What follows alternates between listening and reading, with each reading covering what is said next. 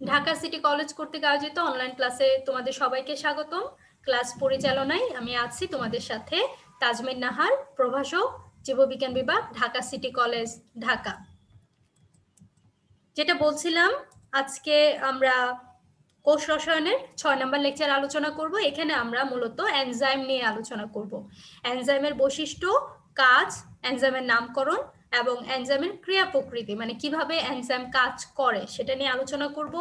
খুবই গুরুত্বপূর্ণ আজকের ক্লাস, বিশেষ করে এনজাইমের নামকরণ, এনজাইমের ক্রিয়া প্রকৃতি পরীক্ষার জন্য খুবই ইম্পর্টেন্ট। আমি তোমাদের বলছিলাম যে আমরা প্রায় কোষ রসায়ন অধ্যায়ের শেষের দিকে চলে আসছি, আমাদের আর একটা লেকচার লাগবে, মানে এর পরের ক্লাসটা নিলে আমরা কোষ রসায়ন অধ্যায় শেষ করে ফেলবো। এই পর্যন্ত আমি যা যা পড়িয়েছি, লিপিড পর্যন্ত আমি শেষ করেছি, লিপিড, প্রোটিন, কার্বোহাইড্রেট, এই 3টা টপিক তোমরা আজকের মধ্যেই শেষ করবা যারা শেষ করনি। আর যারা শেষ করেছো তারা তো করেছো, আর এনজাইমটা আজকের মধ্যে শেষ করে ফেলবা। আমি যা যা পড়াবো ক্লাসের মধ্যেই যতটা পারো মুখস্থ করে ফেলবা, আর বাকিটা বাসায় একবার দেখলেই হবে, ঠিক আছে? এবং আমি সামনের ক্লাসে তোমাদের এই কোষ রসায়নের উপর একটু রিভিউ করব, মানে একটু ফিডব্যাক নিব তোমাদের, কেমন তোমরা বুঝেছো। তোমরা এর পরের লেকচারে আগের যে টপিকগুলো আছে এনজাইম সহ আমি আজকে যা পর্যন্ত পড়াবো এই পর্যন্ত একটু রিভিউ করে আসবা। আমি ক্লাস শুরু করছি, তোমরা সবাই তোমাদের অ্যাটেন্ডেন্স দিয়ে দাও, তোমাদের রোল নাম্বার এবং নাম লিখে সবাই তোমাদের অ্যাটেন্ডেন্স দিয়ে দাও। ছেলেরা, তোমরা একটা জিনিস খেয়াল করে দেখো, আমরা যখন প্রোটিন আলোচনা করেছি তখন কিন্তু আমরা জানি যে এনজাইম হচ্ছে এক ধরনের প্রোটিন, তাই না? আমরা প্রোটিনের উদাহরণের মধ্যে বা প্রোটিনের বিভিন্ন গঠনের মধ্যে কিন্তু আমরা জেনেছি এনজাইম হচ্ছে এক ধরনের প্রোটিন। এবং এই এনজাইমটা কি করে, এটার কাজটা কি? এটার কাজ হচ্ছে জৈব অনুঘটক হিসেবে কাজ করা, মানে কোনো বিক্রিয়ায় এটা অনুঘটক হিসেবে কাজ করবে, বিক্রিয়ার হারকে ত্বরান্বিত করবে, কিন্তু এটা নিজে বিক্রিয়ার সাথে কোনোরূপ অংশগ্রহণ করবে না, মানে বিক্রিয়ক হিসেবে কাজ করবে না, মানে বিক্রিয়া শেষে এটা আবার অপরিবর্তিত অবস্থায় থাকবে। বিক্রিয়ার কাজই হচ্ছে একটা বিক্রিয়ার গতিকে ত্বরান্বিত করা বা নিয়ন্ত্রণ করা, এবং বিক্রিয়া শেষে নিজে আবার অপরিবর্তিত থাকা, এটাই হচ্ছে এনজাইম। যার কারণে এনজাইমকে আমরা জৈব অনুঘটক হিসেবে আলোচনা করে থাকি বা জৈব অনুঘটক বলে থাকি।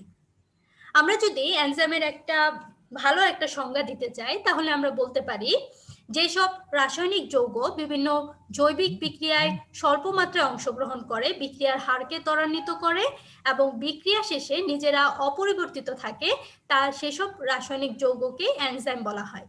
তার মানে এই এনজাইমগুলো কি করবে, এগুলো সাধারণত প্রোটিন জাতীয়, আমি তোমাদের বলেছি এনজাইম হচ্ছে প্রোটিন জাতীয় যৌগ, এবং এগুলো কি করে, বিক্রিয়ার হারকে ত্বরান্বিত করে, কিন্তু বিক্রিয়া শেষে নিজেরা অপরিবর্তিত থাকে, মানে বিক্রিয়ায় কোনো অংশগ্রহণ করে না, বিক্রিয়া শেষে নিজেরা অপরিবর্তিত থাকে, সেসব রাসায়নিক যৌগকেই এনজাইম বলা হয়। আমরা এনজাইমের বৈশিষ্ট্য নিয়ে এখন আলোচনা করব। 2 ধরনের বৈশিষ্ট্য আমরা জানবো, একটা হচ্ছে ভৌত বৈশিষ্ট্য এবং এরপরে আমরা রাসায়নিক বৈশিষ্ট্য জানবো। প্রথমে আমরা ভৌত বৈশিষ্ট্য সম্পর্কে জানি। এনজাইম কি? প্রোটিন জাতীয় যৌগ, এরা হচ্ছে কলয়েড দ্রব্যে অবস্থান করে, এদের কার্যকারিতা পিএইচ দ্বারা নিয়ন্ত্রিত হয়। পিএইচ এর মান 6 থেকে 9 এর মধ্যে থাকলে এনজাইম সবচেয়ে ভালো কাজ করতে পারে, এই ইনফরমেশনটা তোমরা মনে রাখবা। এরা তাপপ্রবণ এবং তাপে বিনষ্ট হয়, স্বল্প মাত্রায় অংশগ্রহণ করে এরা বিক্রিয়ার হারকে ত্বরান্বিত করতে পারে। নির্দিষ্ট এনজাইম নির্দিষ্ট বস্তুর উপর ক্রিয়া করে, এনজাইমের কার্যকারিতা এদের গঠন দ্বারা নিয়ন্ত্রিত হয়, মানে যে ধরনের এনজাইম সেই ধরনের গঠনের মাধ্যমে এদের কার্যকারিতা নিয়ন্ত্রিত হয়। এই হচ্ছে এনজাইমের কিছু ভৌত বৈশিষ্ট্য, এখানে তেমন বোঝানোর কিছু নাই, তোমরা পরীক্ষায় যদি আসে 5-6টা বৈশিষ্ট্য দিয়ে দিবা। এখন আমি এনজাইমের রাসায়নিক বৈশিষ্ট্য নিয়ে কথা বলবো। উচ্চ তাপ, অতিবেগুনি রশ্মি, এগুলোর কার্যকারিতায় নষ্ট হয়ে যায়। কিছু লিপিড বিশ্লেষী এনজাইম ছাড়া সকল এনজাইমই পানি, গ্লিসারল এবং লঘু অ্যালকোহলে দ্রবণীয় হয়। এগুলো ammonium sulphate, sodium chloride, picric acid দ্বারা এনজাইম অধক্ষিপ্ত হয়। অম্লীয় এবং ক্ষারীয় উভয় পরিবেশে এনজাইম কাজ করতে পারে। কোএনজাইম, কোফ্যাক্টর ইত্যাদির উপস্থিতিতে এনজাইমের বিক্রিয়া ত্বরান্বিত হয়। কোএনজাইম কি, কোফ্যাক্টর কি, এইটা আমরা আজকের ক্লাসেরই শেষের দিকে একটু জানবো। এনজাইমের একটা অংশ হচ্ছে কোএনজাইম এবং কোফ্যাক্টর, ঠিক আছে? এটা তোমরা শব্দগুলো মাথায় রাখো, আমি আজকের ক্লাসেরই শেষের দিকে আলোচনা করব। এই হচ্ছে এনজাইমের রাসায়নিক বৈশিষ্ট্য। এনজাইমের কাজের কথা যদি বলি তাহলে এগুলো হচ্ছে শারীরবৃত্তীয় বিক্রিয়াগুলোকে পরিচালনা করে বা ত্বরান্বিত করে। মানে আমাদের দেহে যে সকল ক্রিয়া বিক্রিয়া হয়ে থাকে, যে সকল রাসায়নিক বিক্রিয়া হয়ে থাকে, সেগুলো নিয়ন্ত্রণ করে বিভিন্ন ধরনের এনজাইম। এগুলো জীবদেহ গঠন এবং বৃদ্ধি নিয়ন্ত্রণ করে, শক্তি সঞ্চয় করে, বিক্রিয়ার গতিকে বাড়ায়। স্বল্প পরিমাণ এনজাইম প্রচুর পরিমাণ সাবস্ট্রেটকে প্রোডাক্টে পরিণত করতে পারে। সাবস্ট্রেট বলতে আমরা বুঝি এনজাইম যে যৌগের উপর কাজ করে সেই যৌগটাকে সাবস্ট্রেট বলা হয়। ঠিক আছে, তোমরা মনে রাখবা যে অল্প পরিমাণ এনজাইম প্রচুর পরিমাণ সাবস্ট্রেটের উপর কাজ করে প্রচুর পরিমাণ প্রোডাক্ট তৈরি করতে পারে। এনজাইম বিভিন্ন পদার্থকে জারিত বা বিজারিত করতে পারে। এটা কোনো কার্যকরী মূলককে অপর একটা বস্তুতে স্থানান্তরিত করতে পারে। এইটা বস্তুর পরমাণুর পুনর্বিন্যাস ঘটিয়ে আইসোমার তৈরি করতে পারে। বিক্রিয়ার মাধ্যমে বিভিন্ন বন্ধন দ্বারা দুটি ভিন্ন বস্তুকে একত্রে সংযুক্ত করতে পারে। জটিল যৌগকে সরল যৌগে পরিণত করতে পারে এবং দেহের বিভিন্ন প্রয়োজনীয় রাসায়নিক দ্রব্য সংশ্লেষণ করতে পারে। এখানে বোঝানোর তেমন কিছু নাই, পরীক্ষায় যদি আসে সহজ দেখে তোমরা 6-7টা কাজ দিয়ে দিবা। ঠিক আছে, এখানে জাস্ট বলা হয়েছে যে এনজাইম কি কি করতে পারে। অ্যাকচুয়ালি এনজাইম একটা বিক্রিয়ার গতিকে ত্বরান্বিত করে এবং সেই গতিকে ত্বরান্বিত করার জন্য যা যা প্রয়োজন সেগুলি মূলত এনজাইম করে থাকে। এখন আমি চলে যাব মোস্ট ইম্পর্টেন্ট টপিক, এনজাইমের নামকরণ। তোমরা যারা আসছো প্রত্যেকে অ্যাটেন্ডেন্স দিয়ে দাও। আজকের ক্লাসটা খুবই ইম্পর্টেন্ট, খুবই মনোযোগ দিয়ে ক্লাসটা করবে তোমরা সবাই। ঠিক আছে, আমি যেটা বলছিলাম, আমি এখন ইম্পর্টেন্ট একটা টপিক এনজাইমের নামকরণ নিয়ে কথা বলবো। এনজাইমের নামকরণ আমরা কিভাবে করতে পারি? সাধারণত তিনটা বৈশিষ্ট্যের উপর ভিত্তি করে বা 3 ভাবে আমরা এনজাইমের নামকরণ করতে পারি, বা এনজাইমের নামকরণের জন্য আমরা 3টা পন্থা অবলম্বন করতে পারি। সহজ কথা হচ্ছে 3 ভাবে আমরা এনজাইমের নামকরণ করতে পারি। একটা হচ্ছে সাবস্ট্রেটের প্রকৃতি অনুসারে, মানে সাবস্ট্রেটটা যা হবে, যেই সাবস্ট্রেটের উপর এনজাইমটা কাজ করবে সেই সাবস্ট্রেটের নাম অনুসারে এনজাইমের নামকরণ করা হয়। সাবস্ট্রেট কি? এনজাইম যেসব পদার্থের উপর কাজ করে তাকে সাবস্ট্রেট বলা হয়। আমি আগেও তোমাদেরকে বলেছি, আরেকবার বলছি, সাবস্ট্রেট বলতে আমরা বুঝি এনজাইম যেসব পদার্থের উপর কাজ করে তাদেরকে সাবস্ট্রেট বলা হয়। তার মানে সাবস্ট্রেট যেরকম হবে সেই সাবস্ট্রেটের নাম অনুসারে এনজাইমের নামকরণ করা হবে। যেমন ধরো সাবস্ট্রেট যদি সুক্রোজ হয় তাহলে এনজাইমের নামটা হবে সুক্রেজ, মানে সাবস্ট্রেটের নামের শেষে এস যোগ করে দিলেই হবে। সাবস্ট্রেট যদি প্রোটিন হয়, মানে প্রোটিনের উপর যদি এনজাইমটা কাজ করে তাহলে এনজাইমের নামটা কি হবে? প্রোটিনের শেষে এস যোগ করে প্রোটিয়েজ। সাবস্ট্রেট যদি লিপিড হয় তাহলে এনজাইমের নাম হবে লাইপেজ। এরকম আমি আরেকবার বলছি, সাবস্ট্রেট হচ্ছে এনজাইম যেসব পদার্থের উপর কাজ করে তাদেরকে সাবস্ট্রেট বলা হয়। তার মানে হচ্ছে আমরা নামকরণ করতে পারি এনজাইমের সাবস্ট্রেটের নামের শেষে এস যোগ করে দিয়ে আমরা এনজাইমের নামকরণ করতে পারি। এখানে আমি একটু তোমাদেরকে বাড়তি কথা বলি, সেটা হচ্ছে আমরা জানি যে সুক্রোজকে আদ্র বিশ্লেষণ করলে আমরা গ্লুকোজ এবং ফ্রুক্টোজ পাই। এখন এই যে সুক্রোজকে আদ্র বিশ্লেষণ করব সেজন্য কিন্তু একটা এনজাইমের প্রয়োজন হয়। সেই এনজাইমের নাম হচ্ছে কি? Sucrose enzyme. তার মানে হচ্ছে সুক্রেস এনজাইমের সহযোগিতায় বা কার্যকারিতায় গ্লুকোজ এবং ফ্রুক্টোজে পরিণত হয়। তাহলে এই সুক্রেস নামটা কোথা থেকে পেলাম? সুক্রোজ থেকে।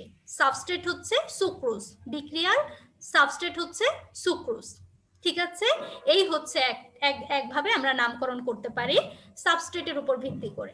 এরপর আমরা দেখব বিক্রিয়ার নাম অনুসারে, মানে কি ধরনের বিক্রিয়াকে প্রভাবিত করবে এনজাইম, সে বিক্রিয়ার নাম অনুসারে এনজাইমের নামকরণ করা হয়। বিক্রিয়ার নামের শেষে এস যোগ করে দিলেই আমরা এনজাইমের নামটা পেয়ে যাব।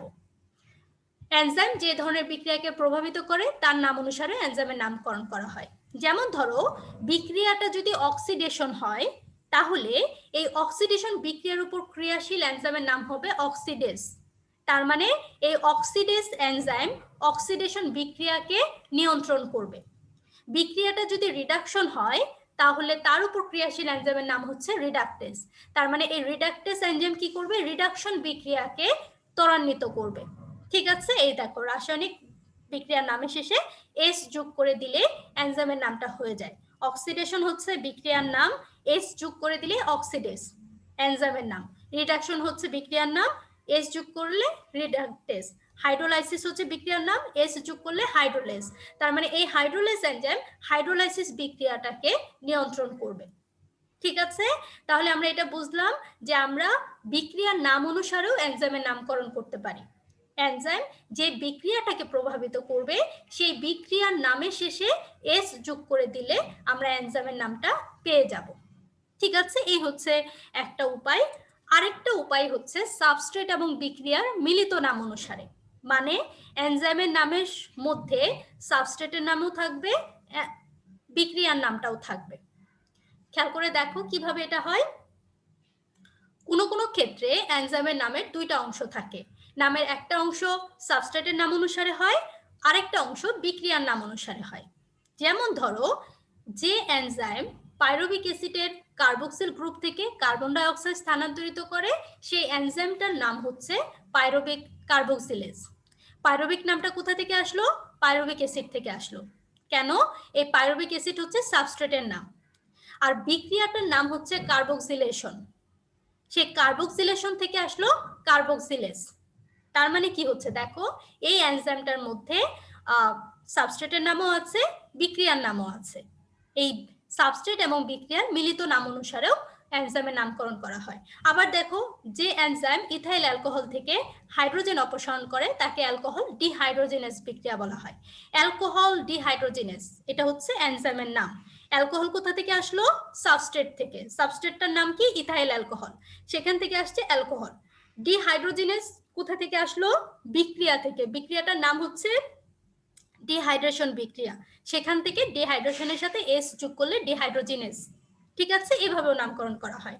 যেমন ধরো, এই সাবস্ট্রেট এবং বিক্রিয়ার যৌথ নামের শেষে এস যোগ করলে, এখানে তোমাদের বইতে একটা উদাহরণ দেওয়া আছে, সেটা হচ্ছে গ্লুকোজ এর সাথে কোনো ইনঅর্গানিক ফসফেট যুক্ত হয়ে গ্লুকোজ 6 ফসফেট তৈরি হয়, এবং এই বিক্রিয়াটাকে ত্বরান্বিত করে হেক্সোকাইনেস এনজাইম, বা এই বিক্রিয়ায় হেক্সোকাইনেস এনজাইমটা প্রয়োজন হয়।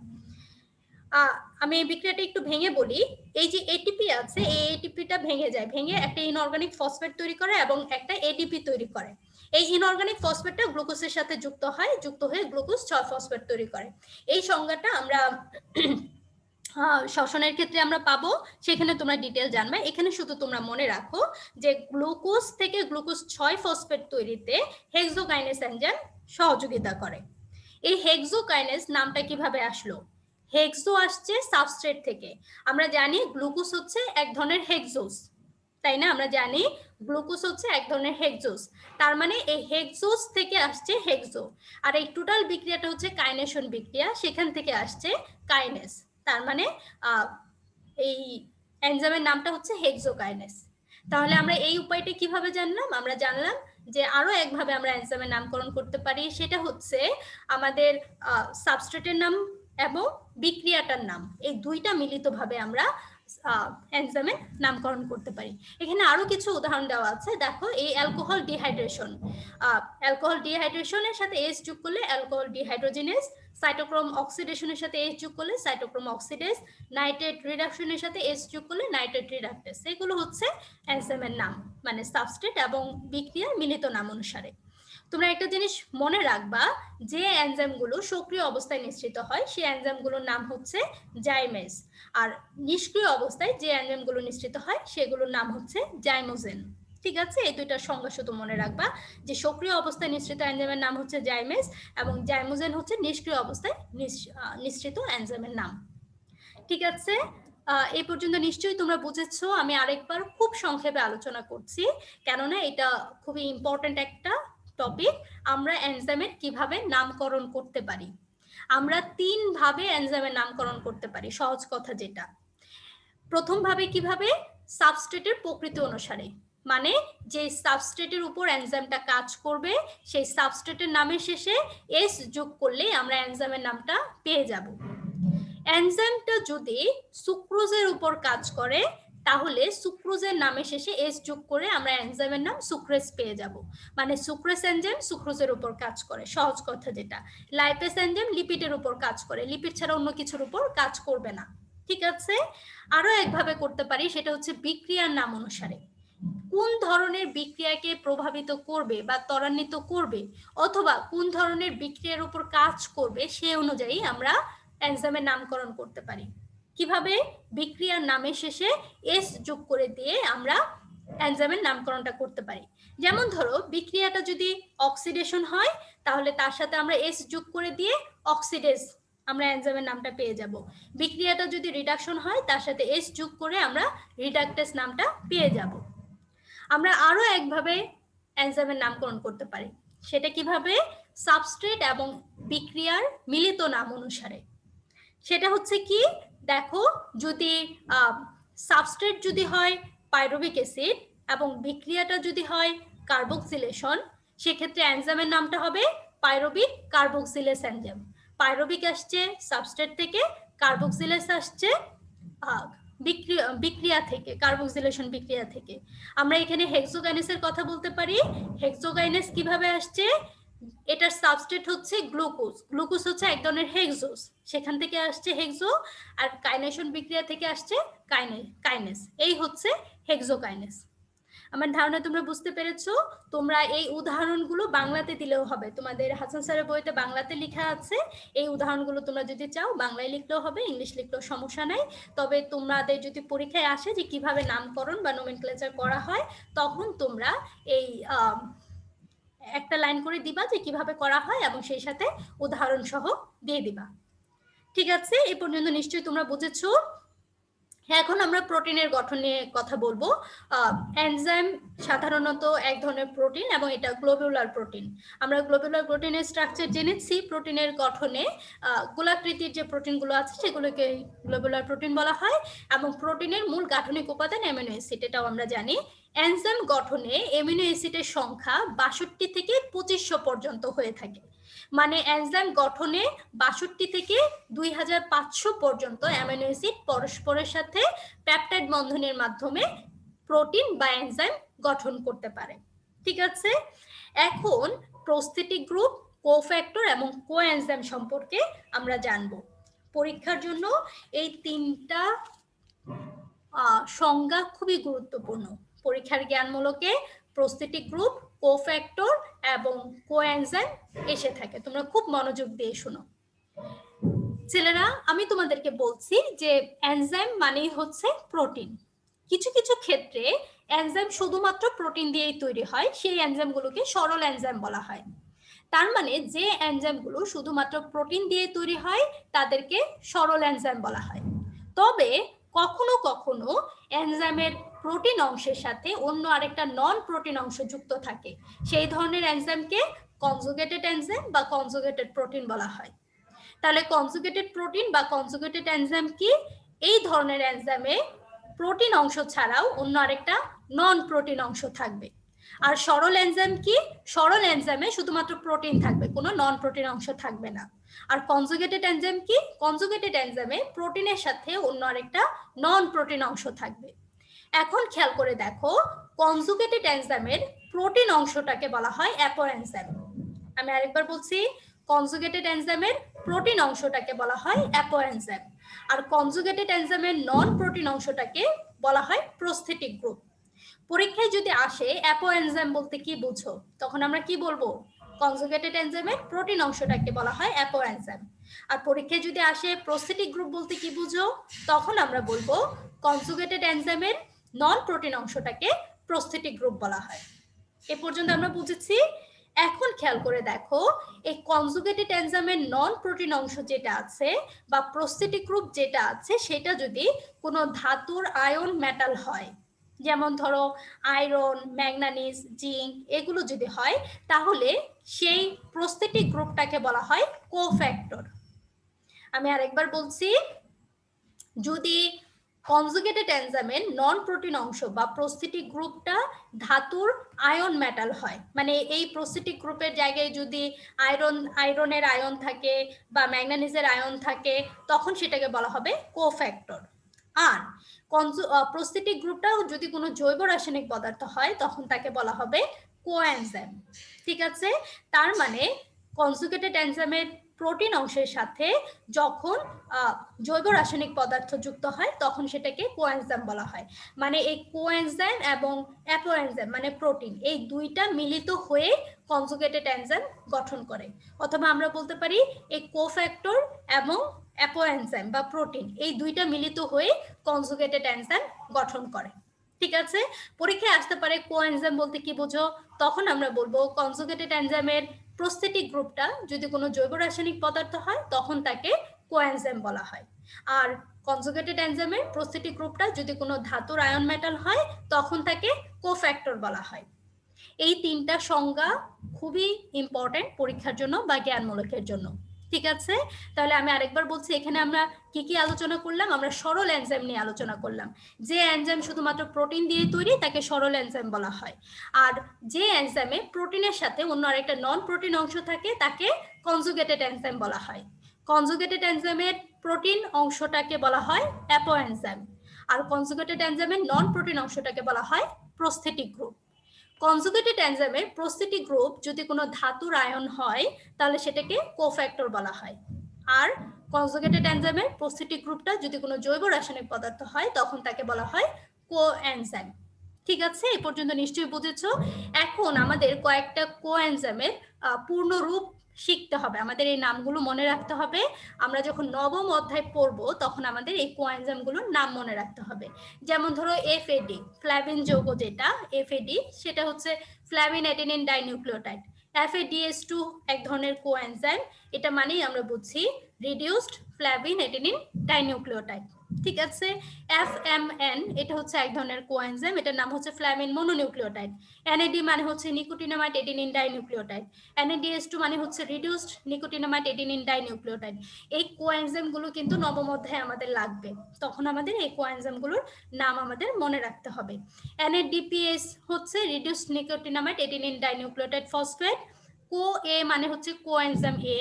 ATP মানে হচ্ছে এডিনোসিন ট্রাইফসফেট।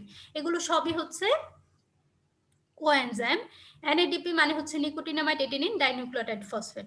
শুরুতে কঠিন মনে হচ্ছে কিন্তু তেমন কঠিন কিছু না, 2-3 বার পড়লেই তোমাদের মুখস্থ হয়ে যাবে। এই কোএনজাইমগুলোর নাম তোমাদের মনে রাখতে হবে। এ পর্যন্ত নিশ্চয়ই তোমরা বুঝেছো। এখন আমি চলে যাব অন্য আরেকটা মোস্ট ইম্পর্টেন্ট টপিক, এনজাইমের ক্রিয়া কৌশল বা ক্রিয়া প্রকৃতি। এনজাইম কিভাবে কাজ করে সেটা নিয়ে এখন আমি আলোচনা করব।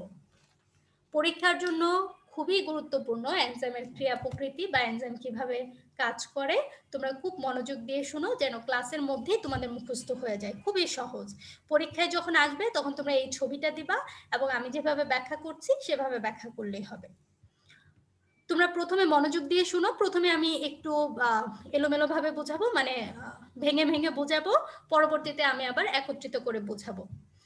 আমরা জানি সাবস্ট্রেট কি বলতো? সাবস্ট্রেট হচ্ছে এনজাইম যেসব যৌগের উপর কাজ করে তাদেরকে সাবস্ট্রেট বলা হয়, তাই না?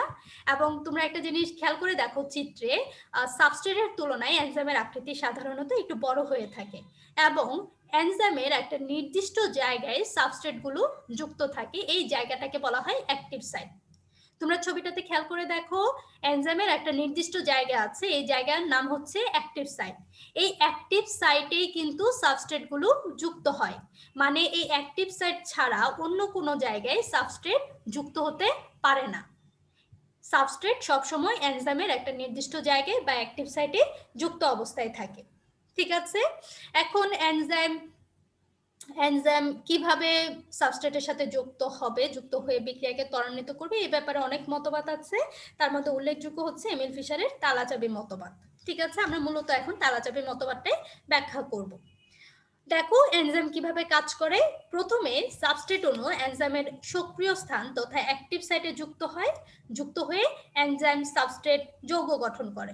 দেখো প্রথমে কি করছে, সাবস্ট্রেটগুলো এনজাইমের অ্যাক্টিভ সাইটে যুক্ত হয়ে এই যে যৌগটা গঠন করছে মাঝখানে, দেখো এই যৌগটাকে বলা হচ্ছে এনজাইম সাবস্ট্রেট যৌগ। কি করছে, দ্বিতীয় পর্যায়ে এনজাইম সাবস্ট্রেট যৌগ ভেঙে গিয়ে নতুন পদার্থ সৃষ্টি হচ্ছে। এই যে এনজাইম সাবস্ট্রেট যৌগ আছে, এনজাইম সাবস্ট্রেট যৌগ ভেঙে যাচ্ছে, ভেঙে যেয়ে এনজাইমটা অপরিবর্তিত থাকছে। দেখো এনজাইমের কিন্তু কোনো আকারের পরিবর্তন হয়নি, তার মানে এনজাইমটা অপরিবর্তিত থাকছে এবং এই যে সাবস্ট্রেট আছে এই সাবস্ট্রেটটা ভেঙে নতুন পদার্থ তৈরি হচ্ছে। একটা তালা যেমন একটা নির্দিষ্ট চাবি ছাড়া খুলে না, তেমনই তোমরা মনে রাখবা একটা নির্দিষ্ট এনজাইম একটা নির্দিষ্ট সাবস্ট্রেট ছাড়া অন্য সাবস্ট্রেটের উপর কাজ করতে পারে না। মানে একটা নির্দিষ্ট এনজাইম শুধুমাত্র একটা নির্দিষ্ট সাবস্ট্রেটের উপরই কাজ করতে পারে। ঠিক আছে, এই হচ্ছে এনজাইমের ক্রিয়া কৌশল। এছাড়াও তোমরা আরেকটা জিনিস মনে রাখবা, সেটা হচ্ছে কোনো কোনো ক্ষেত্রে এনজাইমের অ্যাক্টিভ সাইটে সাবস্ট্রেট সঠিকভাবে ফিট হতে পারে না। মানে এনজাইমের অ্যাক্টিভ সাইটে সাবস্ট্রেট সঠিকভাবে অনেক সময় ফিট হতে পারে না বা সংযুক্ত হতে পারে না। এইসব ক্ষেত্রে সাবস্ট্রেট অ্যাক্টিভ সাইটে সংযুক্ত হলে পুরো এনজাইমের আকার আকৃতির পরিবর্তন হয়ে যায় এবং এনজাইম সাবস্ট্রেটকে সঠিকভাবে অ্যাক্টিভ সাইটে ফিট করে নেয়। একে বলা হচ্ছে ইনডিউসড ফিট।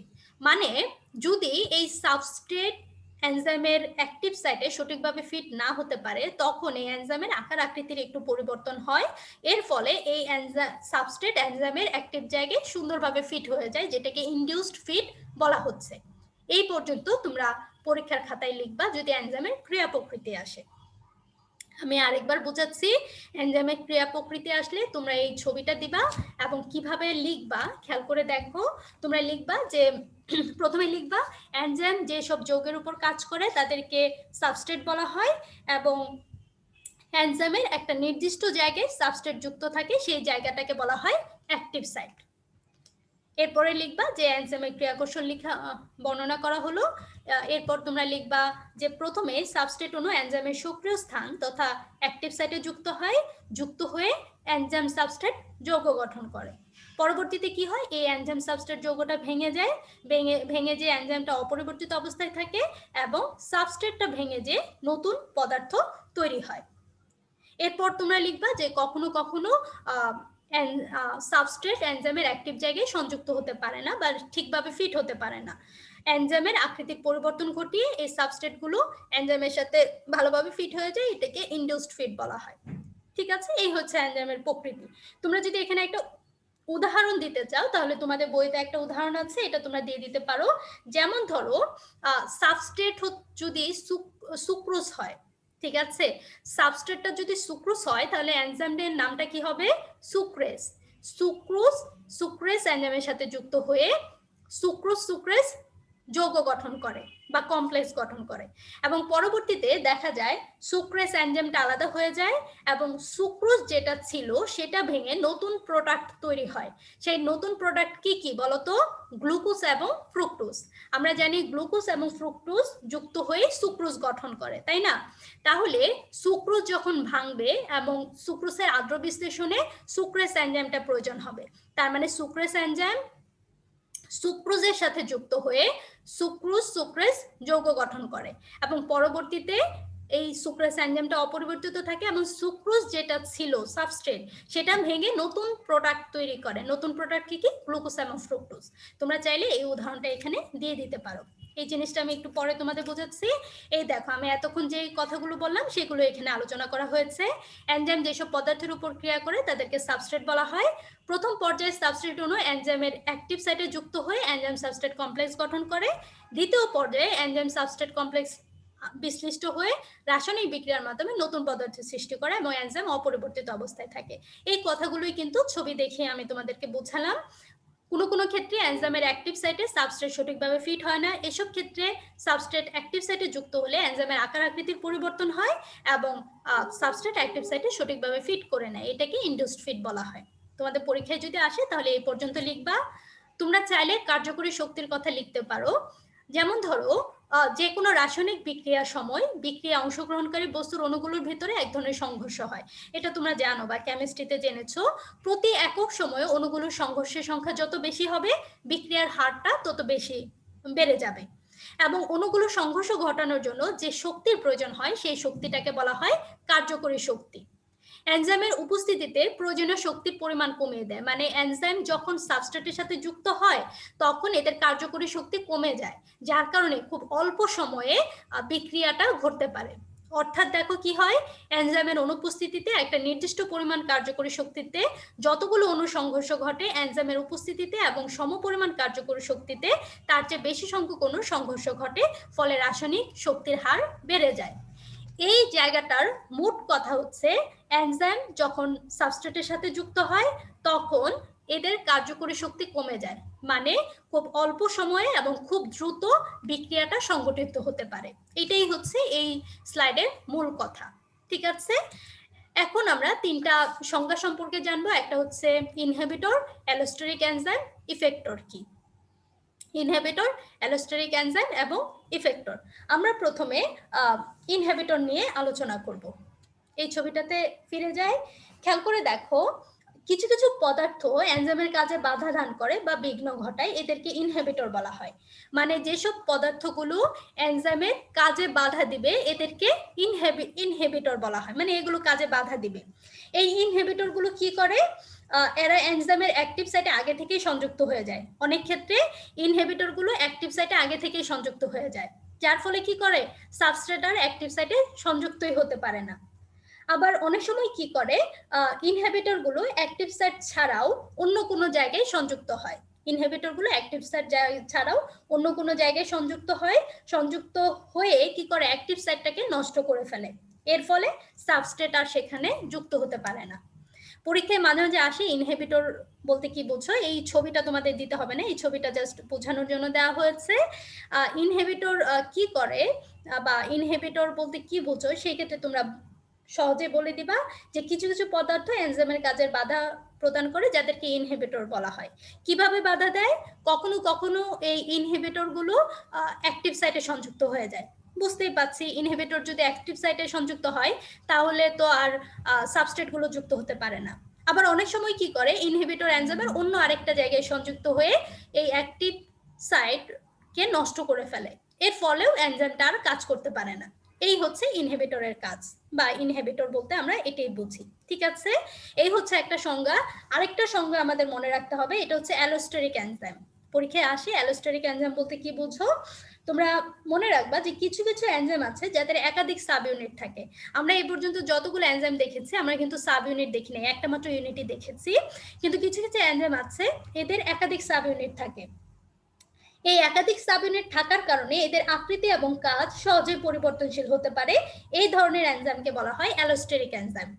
তাহলে অ্যালোস্টেরিক এনজাইম কি, যে এনজাইমগুলোর একাধিক সাব ইউনিট থাকে এবং এদের আকার আকৃতি সহজেই পরিবর্তনশীল হতে পারে, এই ধরনের এনজাইমকে বলা হয় অ্যালোস্টেরিক এনজাইম। অ্যালোস্টেরিক এনজাইমের কার্যকারিতা নিয়ন্ত্রণ করে ইফেক্টর অণু। পরীক্ষায় যদি আসে ইফেক্টর অণু বলতে কি বুঝো, তখন আমরা বলবো অ্যালোস্টেরিক এনজাইমের কার্যকারিতা নিয়ন্ত্রণ করে ইফেক্টর অণু। এই ইফেক্টর অণুগুলো কি করে, এনজাইমের অ্যাক্টিভ সাইট ছাড়াও অ্যালোস্টেরিক সাইট, এই দেখো অন্য আরেকটা জায়গা থাকে যেটাকে অ্যালোস্টেরিক সাইট বলা হয়, এই অ্যালোস্টেরিক সাইটে সংযুক্ত হয়ে হয়ে অ্যাক্টিভেটর হিসেবে কাজ করে বা ইনহিবিটর হিসেবে কাজ করে। মানে এই যে অ্যালোস্টেরিক এনজাইমগুলো আছে, এই অ্যালোস্টেরিক এনজাইমগুলো কাজ করতে পারবে কি পারবে না সেটা নির্ভর করে ইফেক্টর অণুর উপর। ঠিক আছে, এই ইফেক্টর অণুগুলো অনেক সময় এই অ্যালোস্টেরিক সাইটে যুক্ত হয়ে অনেক সময় এই এনজাইমকে অ্যাক্টিভেট করে, মানে এনজাইমের কাজে সহযোগিতা করে, অ্যালোস্টেরিক এনজাইমের কাজে সহযোগিতা করে। আবার অনেক সময় এরা ইনহিবিটর হিসেবে কাজ করে, মানে এনজাইমের কার্যকারিতাকে বাধা দেয়। তাহলে আমরা তিনটা সংজ্ঞা জানলাম। একটা সংজ্ঞা কি বলতো, একটা সংজ্ঞা হচ্ছে ইনহিবিটর বলতে কি বুঝি। ইনহিবিটর বলতে আমরা বুঝি যে পদার্থগুলো এনজাইমের কাজে বাধা দেয় সেই পদার্থগুলোকে ইনহিবিটর বলা হয়। আরেকটা সংজ্ঞা শিখলাম আমরা অ্যালোস্টেরিক এনজাইম। অ্যালোস্টেরিক এনজাইম হচ্ছে যে এনজাইমগুলোর একাধিক সাব ইউনিট থাকে, এরা সহজেই আকার আকৃতির পরিবর্তন ঘটাতে পারে, সেই এনজাইমগুলোকে বলা হয় অ্যালোস্টেরিক এনজাইম। এই অ্যালোস্টেরিক এনজাইমগুলো কাজ করতে পারবে কি পারবে না সেটা কিসের উপর নির্ভর করে, ইফেক্টর অণুর উপর নির্ভর করে। মানে এই ইফেক্টর অণুগুলো অ্যালোস্টেরিক এনজাইমের অ্যালোস্টেরিক সাইটে যুক্ত হয়ে কখনো কখনো অ্যাক্টিভেটর হিসেবে কাজ করে, মানে এনজাইমের কাজকে করতে সহযোগিতা করে। আবার কখনো কখনো ইনহিবিটর হিসেবে কাজ করে, মানে এনজাইমের কাজে বাধা দেয়। এই হচ্ছে ইনহিবিটর, অ্যালোস্টেরিক এনজাইম এবং ইফেক্টর অণু। তোমাদের এই যে এখানে সংজ্ঞাগুলো লেখা আছে, আমি যেগুলো বলেছি সেগুলোই, ইনহিবিটর কি, অ্যালোস্টেরিক এনজাইম কি, ইফেক্টর অণু কি। পরীক্ষায় যদি আসে সংজ্ঞাগুলো আসতে পারে জ্ঞানমূলকে, সেক্ষেত্রে তোমরা সংজ্ঞাগুলো দিয়ে দিবা। ঠিক আছে, এই হচ্ছে আমার আজকের ক্লাস। আমার ধারণা তোমরা বুঝতে পেরেছো? আমি ক্লাসটা এখন শেষ করছি। এখন বলো তো তোমাদের কারো কোথাও বুঝতে সমস্যা হয়েছে কিনা, বা কোনো সমস্যা থাকলে এখন আমাকে বলো।